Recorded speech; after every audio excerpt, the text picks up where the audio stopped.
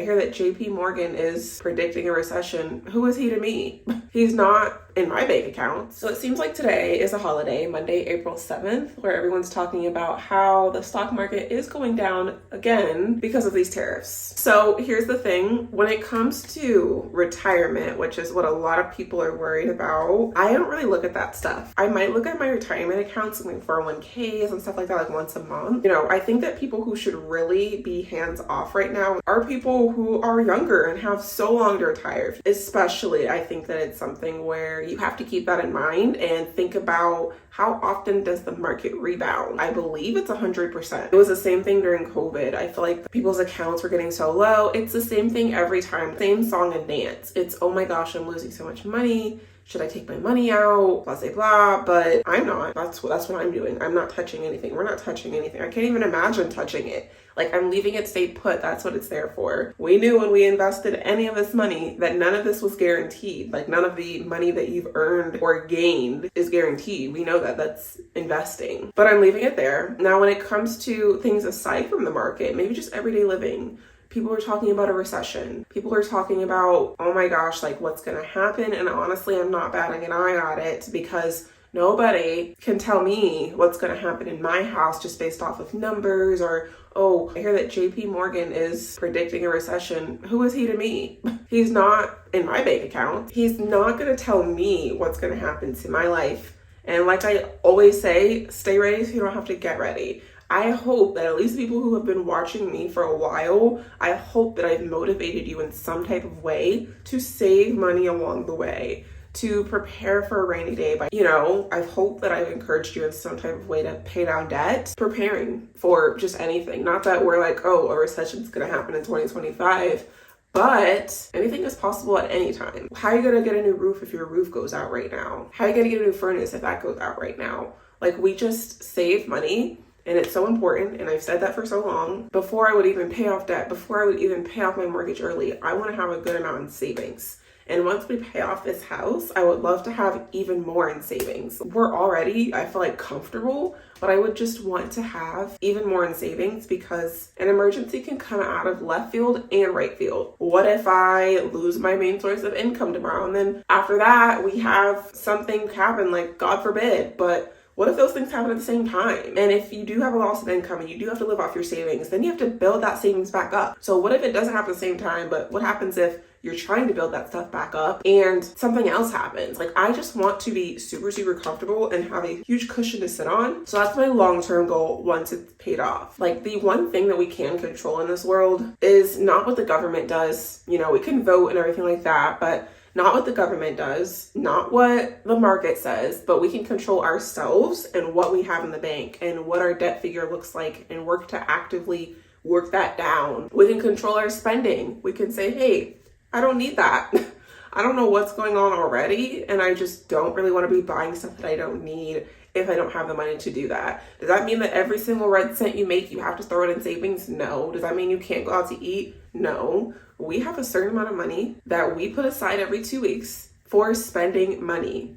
We stick to that as much as we can. But the point is, I've over time said, hey, I don't enjoy spending a bunch of money and buying a bunch of material things. I don't need the purses. I don't need the designer clothes. I don't need clothes. Like, I like to wear like the same 5 sweaters in my videos. I have enough clothes. I don't get my nails done. These are just my nails. Like, honestly, I could end up cutting them at some point and they grow back. I get my hair done every now and then. It's been a little bit. So take me as I am. It is what it is. I don't buy all the makeup stuff. Like, I want to be who I am. I don't even have the energy to do all that stuff. But everyone has something that makes them happy. Don't get me wrong. For me, it's probably food. I like to eat, you know, we might eat out like twice a week, something like that. When I do just go out, what really brings me joy, and it's probably just the stage I'm in my life, being in the trenches of motherhood, being overstimulated every single day. What I really enjoy is getting in my car, getting some quiet time by myself, taking a drive, ending up at some food place. That's what I value right now. Maybe someone else values other things. Maybe you like to spend all that money, but cut it down if you can.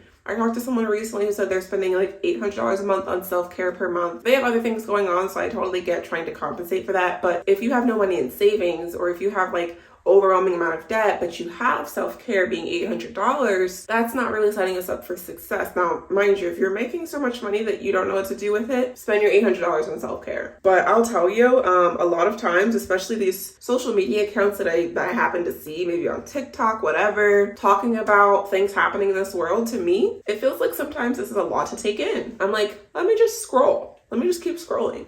When I see the stuff that I don't really want to see, or doesn't make me feel good because I'm intaking so much of it, which that's another thing, guys. In this age of social media, we are taking in a lot more than we really have to. We are constantly on our phones, we're constantly scrolling, we're constantly just reading, whereas back in the day, they had a little newspaper, and that was really it. They weren't taking that stuff in all day, because let's be real, a lot of us are addicted to our phones. So they had a little newspaper, they read what's going on, they got like 3 probably main topics, and they left it at that, and they lived their life. And it might seem like, wow, there's a lot of bad things happening in this world, but maybe there was before too, and we just didn't know about it, or people didn't just take that stuff in all day and just indulge in it all the time. So if you're someone who's scrolling a lot, make sure to just keep scrolling right on past that. Take some time, put the phone aside, say, hey, this isn't making me feel good. You know, this is making me anxious, scared. Like, these are all feelings that I feel a lot, but at the same time, would it help us and would we feel less of those feelings if we set the phone aside for a little bit? Don't forget to do that. Don't forget to acknowledge and be aware of how you're feeling. If you're someone who's nearing retirement, I suggest talking to someone about your best options, because I'm not going to tell you what to do at all with it.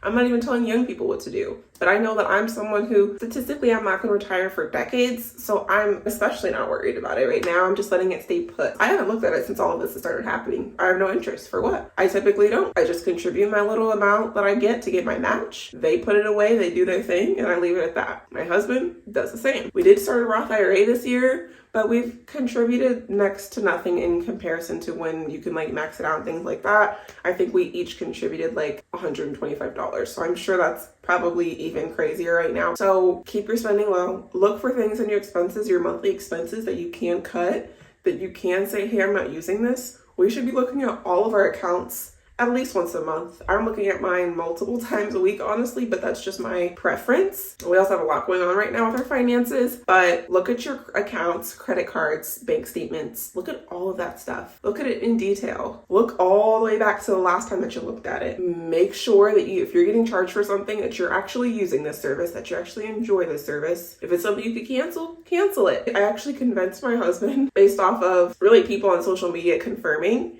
but we've always had the ad-free Netflix where you don't have to watch ads ever. But I'm like, if we do one with ads, we'll save $10. I put like a little video on social media, like my husband doesn't want to do it. If we're like, oh, I barely see any ads, like we have the ad version and there's not a whole lot of them. Hubby agrees to try it out. So anyway, that's saving us $10 a month. We have a subscription for like NBA League Pass. We're officially done with the regular season until our next bill would be at the end of April. So we canceled that. If you have that, make sure to cancel it because they will keep charging you in the off season. Find places in your budget that you can do without, that you don't need, that you don't want. Limit your spending. Save money, period. Like if you don't have savings right now, talking to you, you need to save money because an emergency is not if, it's when. Things come out of left field. I literally went to get an oil change on Friday at a Midas, and I'm like, hey, how do you open your hood?